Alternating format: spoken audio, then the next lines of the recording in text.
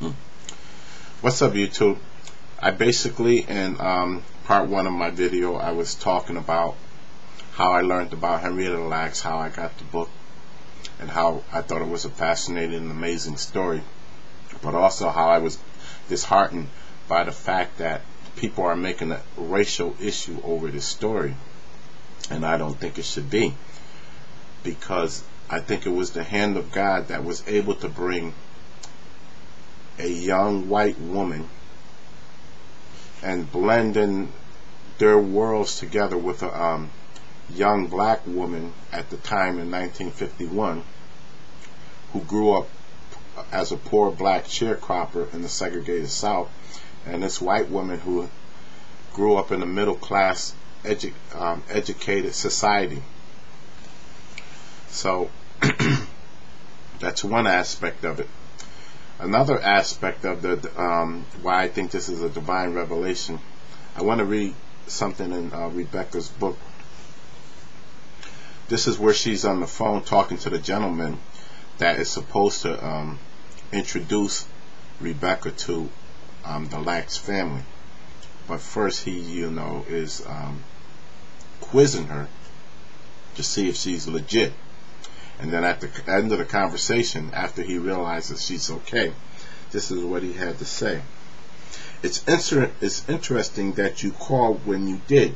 He said, I'm organizing the next Gila conference, and when the phone rang, I just sat down at my desk and typed the words Henrietta Lacks on my screen. That's not a coincidence. That's divine revelation right there. Rebecca Skloot, at the age of 16, became interested in the story of Henrietta Lacks at the age of 16. And here I guess it's like 20 years later, 30 years later, she's making contact with this guy who's going to introduce her to the Lacks family. And when she decides to call him, this guy is preparing a conference and types the word Henrietta Lacks on his computer screen.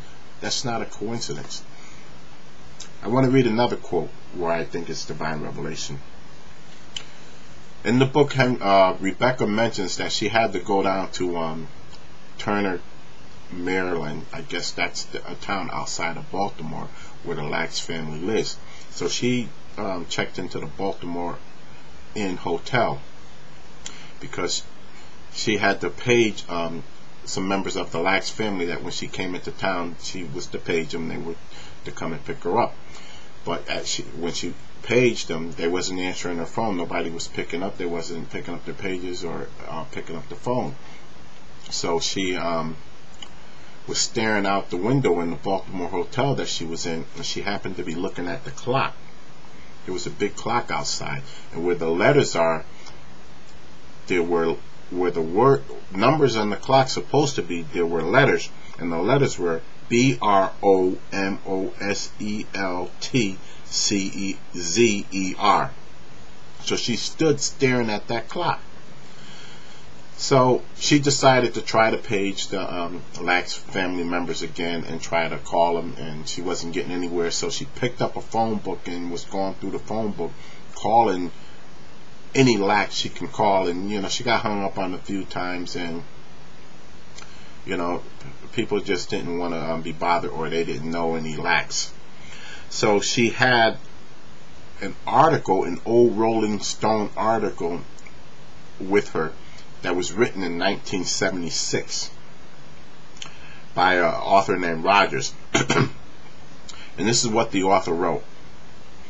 Halfway through the article, Rogers wrote, I am sitting on the 7th floor of the downtown Baltimore Holiday Inn.